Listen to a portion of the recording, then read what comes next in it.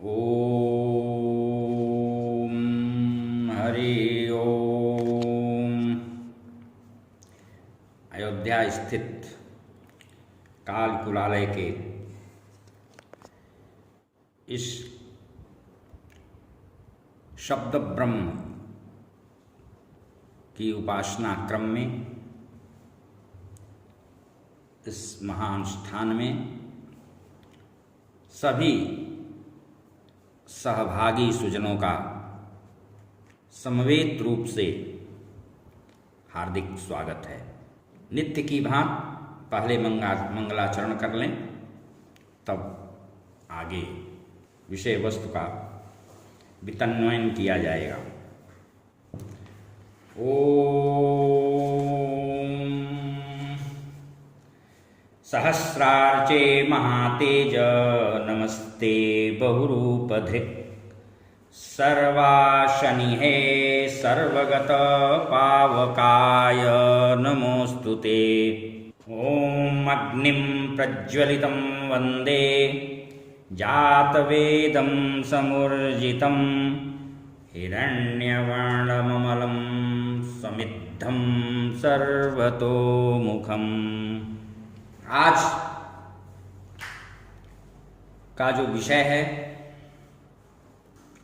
वह अग्नि देव से संबंधित है, क्योंकि जीवन में अग्नि का अत्यधिक महत्व है। शास्त्रों में हरि पूजन के मुख्य 6 स्थान बताए गए हैं: जल, अग्नि, हृदय, सूर्य और सर्वतोभद्रादि मंडल और देव मंदिर की प्रतिमाएं। देव मंदिर में स्थापित देवता के श्री विग्रह के सम्मुख बैठकर, जल में नाभि पर्यंत जल में खड़ा होकर के जप वाचन का विधान है। अग्नि के सम्मुख और अपने हृदय कंज में, उस हृदय कंज को कालुष्य रहित करके उसमें अपने इष्ट देव का स्थापन, इष्ट देव की प्राण प्रतिष्ठा करके और ध्यान करते हुए जप का विधान है। सूर्य के सम्मुख पुरस्चरण का विधान है और सर्वतोभद्र, लिंगतोभद्र इत्यादि जो बनाए जाते हैं, रामतोभद्र, उनके सम्मुख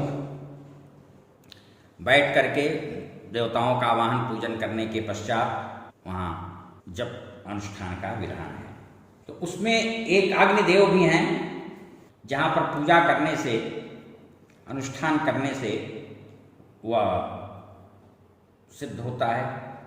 और जो भी वेदाध्यायी हैं, स्मार्त हैं, उनको अग्नि में हरि पूजन जरूर करना चाहिए।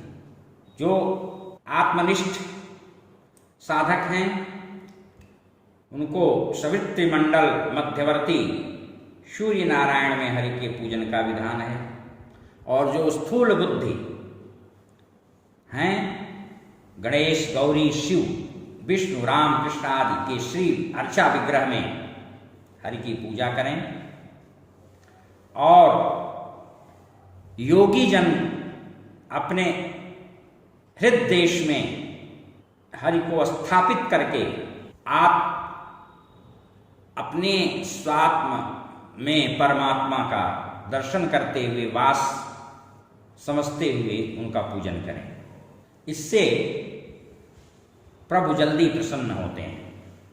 इस प्रकार यह पूरी तरह से सिद्ध है कि अग्नि की उपासना के बिना हरि की उपासना प्रशस्त नहीं हो सकती। और अग्निदेव की यह उपासना हवि से होती है। हवि में घृत, जौ, चावल इत्यादि का शाकल्य बना करके उसमें अन्यान्य और भी औषधियों को डाल करके, पदार्थों को मिला करके अग्नि में विधिवत होम किया जाता है। यह हरि पूजन का श्रेष्ठतम स्वरूप है। इससे सदैव भगवान का पोषण होता है और सभी देवी देवताओं का पोषण होता है। अग्नि के माध्यम से ही इंद्रादि देवों तक वह हवि ठीक ठीक पहुंचती है। अग्नि अपने मुख रूप से सभी देवताओं का हित साधते हैं। इसीलिए मधुच्छंदा नामक वैदिक ऋषि ने वेदारंभ में सर्वप्रथम अग्निदेव की ही स्तुति की है। ओम अग्निमीडे पुरोहितम, ऋग्वेद।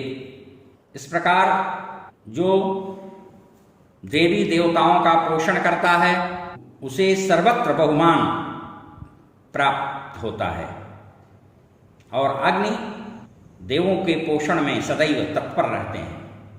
इसलिए सबको चाहिए जो विशेष रूप से साधन संपन्न, संपत्ति संपन्न होना चाहते हैं, उनको निश्चित रूप से प्रतिदिन अग्निहोत्र करना ही करना चाहिए।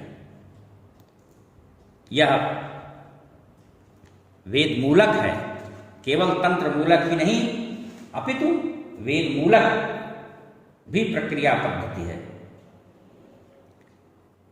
क्योंकि अग्नि को रत्नधातमम कहा गया है ऋग्वेद में। अग्निमीडे पुरोहितम जदस्य देव मृत्युजम होतारम रत्नधातमम।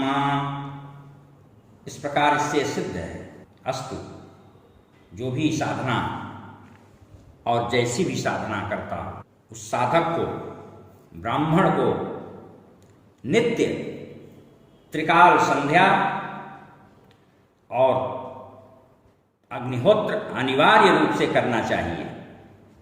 क्योंकि गुरुरग्निर्द्विजाति नाम, अग्निदेव ब्राह्मणों के गुरु हैं और ब्राह्मण अग्नि एवं मंत्रों का अन्योन्याश्रित अतीव आत्मिक अंतरंग संबंध है। अग्नि के बिना कोई भी शुभ मंगल कार्य की पूर्णता असंभव है। इसलिए अग्नि का सांगोपांग परिचय भी अत्यावश्यक हो जाता है। ब्राह्मण वैसे भी जन्मना शक्तिपाशक होता है। गायत्री जो कि वेद विप्रजननी कही जाती हैं, बिना उनकी उपासना के, बिना यज्ञोपवीत, शिखा, चंदन और त्रिकाल संध्या के भला ब्राह्मण कैसा।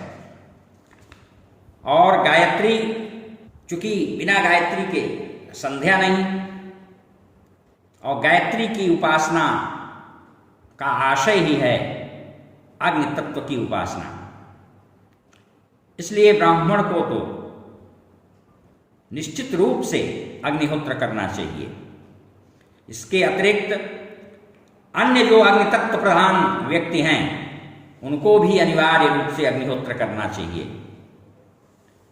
अग्निदेव का शांडिल्य गोत्र है, इसलिए ऊर्ध्वमुख ध्यान के द्वारा ऊर्ध्वमुख अग्नि को सम्मुख किया जाता है और उसका वैदिक मंत्र आपको नहीं याद है, नहीं आता है, तो आप करबद्ध प्रार्थना करते हुए बिल्कुल सहज ढंग से सरल शब्दों में कहें, ओम अग्ने शांडिल्य गोत्र में सध्वज प्रांगमुख मम सम्मुखो भव पावकाग्नये नमः। इनकी 7 जिह्वाएं कही गई हैं। प्रारंभ में अग्निस्थापन क्रम में उन 7 जिह्वाहुति देने का विधान है।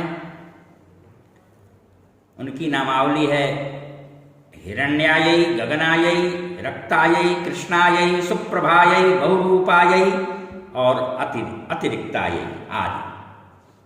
यही 7 अग्नि की जिह्वाएं हैं।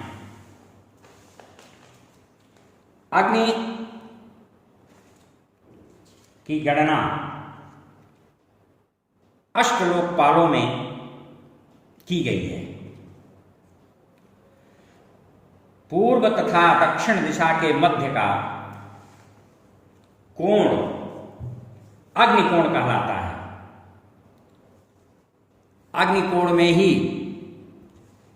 भंडार गृह, जिसे रसोई कक्ष कहते हैं, वास्तु के अग्निकोण में उसको बनाने का विधान है, क्योंकि उस दिशा के दिक्पाल अग्निदेव हैं। अग्निदेव धर्म की पत्नी वसुभार्या से उत्पन्न हैं। स्वाहा इनकी पत्नी हैं। मेढा भेड़ इनका वाहन है। शक्ति एवं अक्षसूत्र इनके आयुध हैं। पीतलोचन अंगारवर्ण एवं द्विमुख अग्निदेव आवाहित होने पर, संस्कारित होने पर यज्ञों में देवताओं की आहुतियां ग्रहण करते हैं। इनके अन्य भी अनेक रूप हैं। समस्त जीवधारियों के अंदर ये जठराग्नि बनकर पाचन क्रिया संपन्न करते हैं।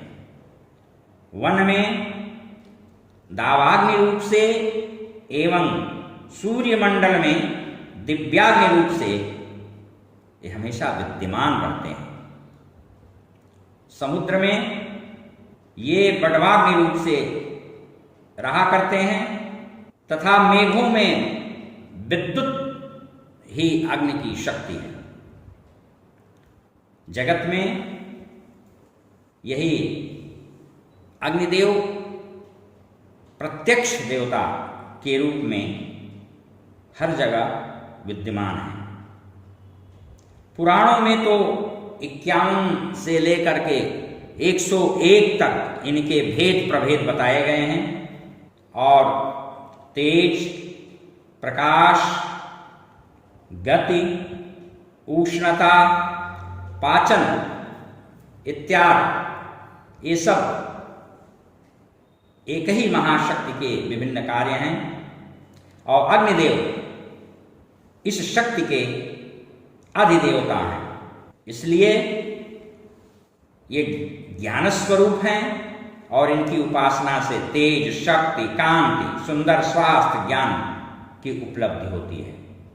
इनके द्वारा उपदिष्ट पुराण का नाम अग्नि पुराण है। जो व्यवहारिक जीवन में अग्नि प्रयुक्त होते हैं उनके भी 5 रूप हैं, पंचधा विभक्त हैं, अलग अलग उनके नाम हैं। ब्राह्म, प्रजापत्य, गार्हस्थ्य, दक्षिणाग्नि एवं क्रव्यादग्नि। क्रव्याद अग्नि यज्ञ में ब्राह्मणाग्नि अरण्य मंथन से मंत्रों के, अग्नि के ऋषाओं के द्वारा, उनके सूक्तों के द्वारा अग्नि मंथन करके उस अग्नि को उत्पन्न किया जाता है और समुत्पन्न यह ब्राह्म अग्नि आवाहनीय है। प्राजापत्याग्नि जो ब्रह्मचारी होता है बटुक, उसको उपनयन संस्कार के समय यानी यज्ञोपवीत के समय अग्निहोत्र हेतु प्राप्त होते हैं, दिया जाता है, गुरु आचार्य देता है। वानप्रस्थाश्रम तक इनकी आराधना, रक्षा और नित्य प्रति हवन करना उसका परम कर्तव्य होता है। पाणिग्रहण संस्कार के पश्चात गार्हस्थ्याग्नि कुल में प्रतिष्ठित होते हैं। गृहस्थ जीवन के समस्त शुभ कार्य इन्हीं से संपन्न होते हैं और चिताग्नि को दक्षिणाग्नि कहते हैं। शरीर की अंतिम जो आहुति होती है इसी दक्षिणाग्नि में दी जाती है, समर्पित की जाती है। विपत्तियों के शमन के लिए यज्ञ मंडप के बाहर दक्षिण भाग में ये अग्नि प्रतिष्ठित होते हैं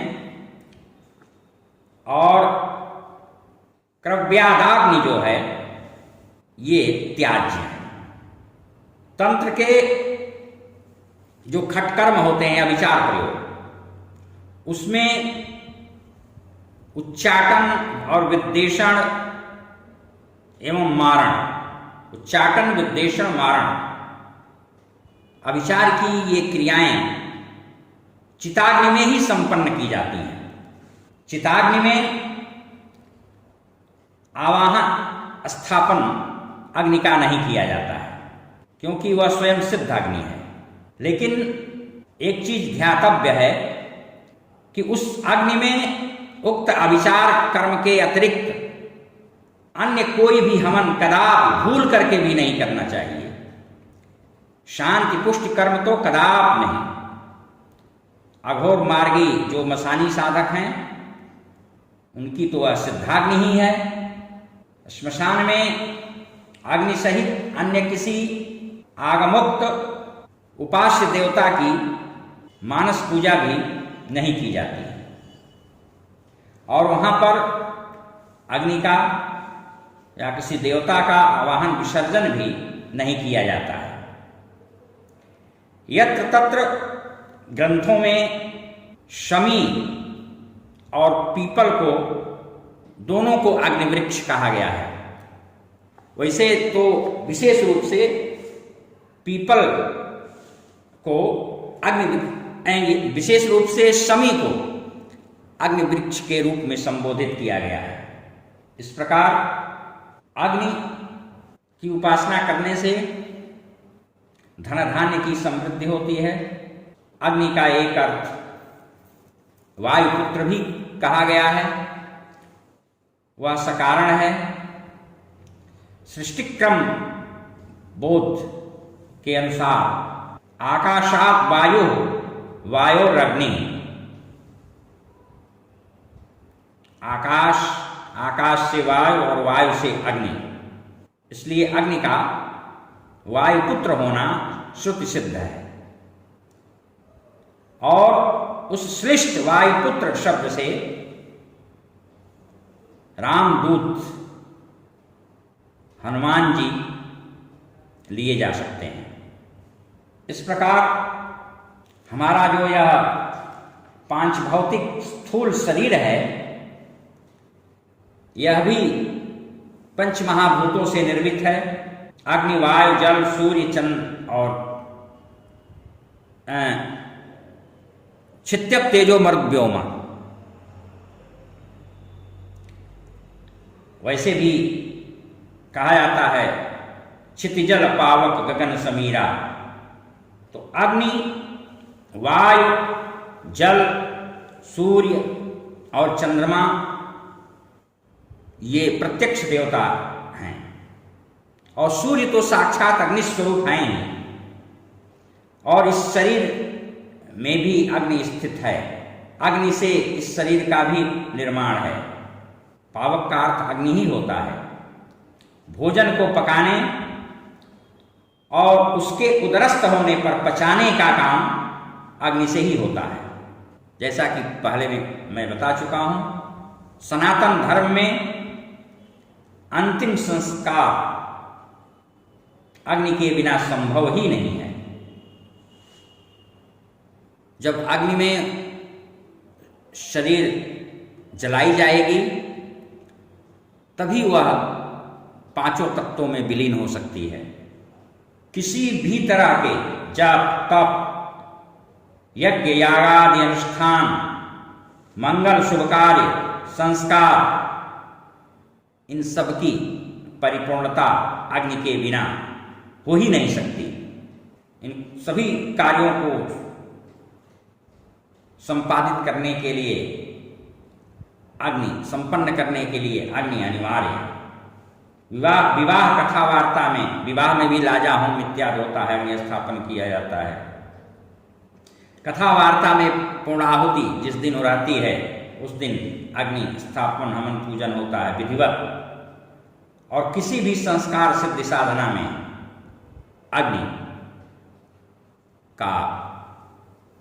अग्नि की प्रमुखता है, महती आवश्यकता है। अग्नि को हवि हेतु बनाने के लिए उन्हें संस्कारित किया जाता है और उनके षोडश सभी संस्कार किए जाते हैं। तत्पश्चात उसमें हवन किया जाता है। उनके प्रारंभ में उनके सातों जिह्वाओं में आहुति प्रदान की जाती है। इस प्रकार अग्नि का अतिशय महत्व है और हमको सावधान होकर के अग्नि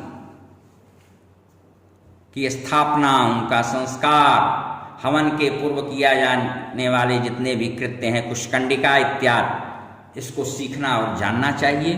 और यह भी हमें जानना चाहिए कि कब अग्नि का वास कब कहाँ है, उसके अनुसार हमको किसी भी मंगल कार्य की पूर्णता के लिए उस मुहूर्त में, उस शुभ मुहूर्त में विधिवत अग्नि का पूजन स्थापन करके, हवन करके और यज्ञानुष्ठान की, साधना की पूर्णाहुत करनी चाहिए। हरि ओम। पूर्णमदः पूर्णमिदं पूर्णात् पूर्णमुदच्यते पूर्णस्य पूर्णमादाय पूर्णमेवावशिष्यते। हरि ओम। शांति शांति शांति।